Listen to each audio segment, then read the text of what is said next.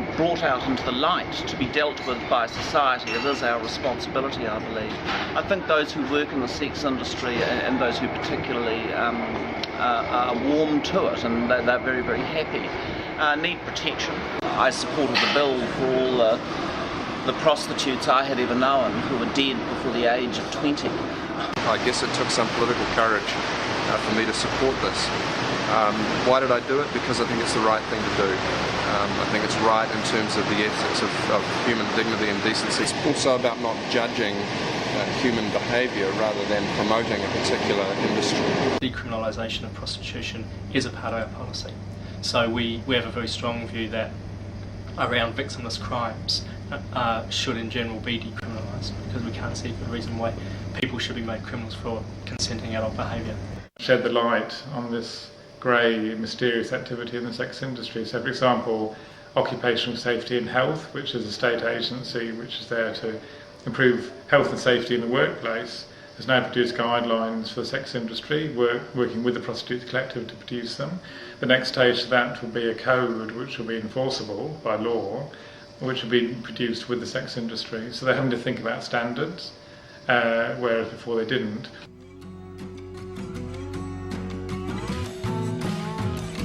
Women working in the sex industry are some of the most discriminated against women in our community, and the Prostitution Law Reform Act is crucial to them being able to play proper lives as citizens, and to be able to. The big issue here in New Zealand is there's two issues. The issue of stigma associated with it, which has been encouraged by earlier laws, which means that, for example, the police have taken far too much interest in the industry.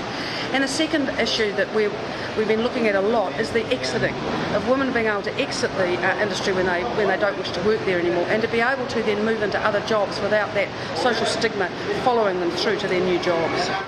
Generally, we'd become a better society because of it, rather than having this group of people who were acting illicitly and going underground and maybe hiding a lot of underlying issues that never came to light. This way, I think people may well feel a freedom. If they have a problem around human rights, about violence or whatever, they're free now to go and report it to authorities. Over the next 5 years, the committee is there to probably monitor the industry to see if there's any changes in the next 5 years with sex workers. We're just about to release our first research, which is on how many sex workers are in the industry. We do have the power at the end of those 5 years to put suggestions into the government to have certain things of the Act changed if they're not working.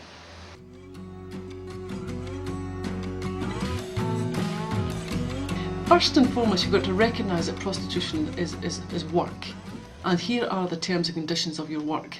You're entitled to be treated with respect. People are buying a service from you, you are providing it. End of story. It's a contractual relationship between you and your client, and if that goes wrong, you're entitled to protections. A lot of people think we're here trying to drag in recruits for prostitution. That's so not what we're about.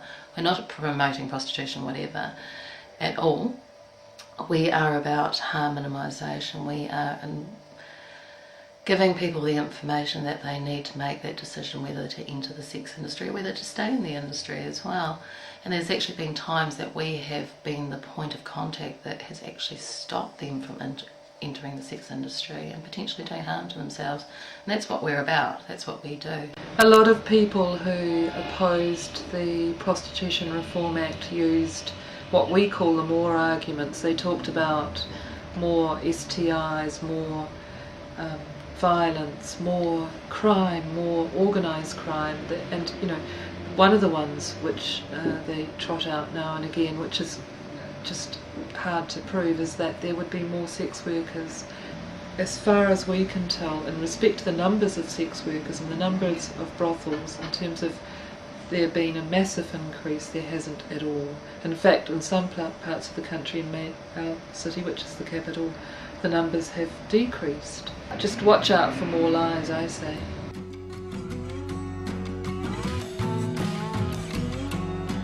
Just the people here, they're real. and I've seen what people think of sex workers in general. Like, you know, they're outcast, or I mean, they're people who need people, and we're just a small little group of women. In some way that, I mean, if we could represent them out there in the public, I feel that we've been a good role model for them, and it's just like a vision to not to put our industry down or the women, because their mothers, their daughters, their fathers, their brothers, their sisters, and people forget that. I mean, and everyone needs sex. It's just a form of, I mean, it's creation, and it's expressive.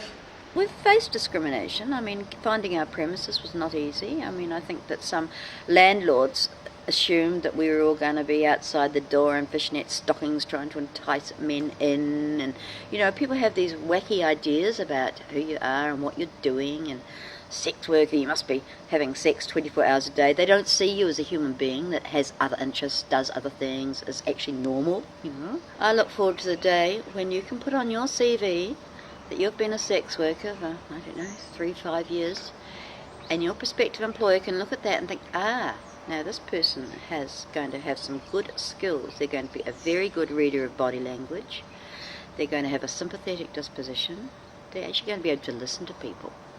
And these are skills that are really, really hard to acquire through, you know, study. You know, these are skills that you pick up, and you pick up wonderful skills as a sex worker. I'm no longer a criminal.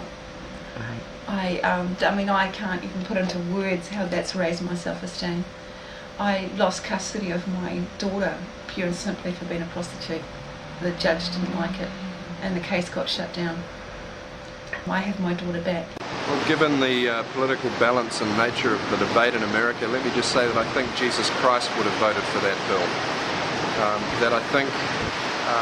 I think it's about accepting that it's God who judges, not human beings who judge, and creating a framework of civic laws that allow every human being the basics of dignity and safety before the law.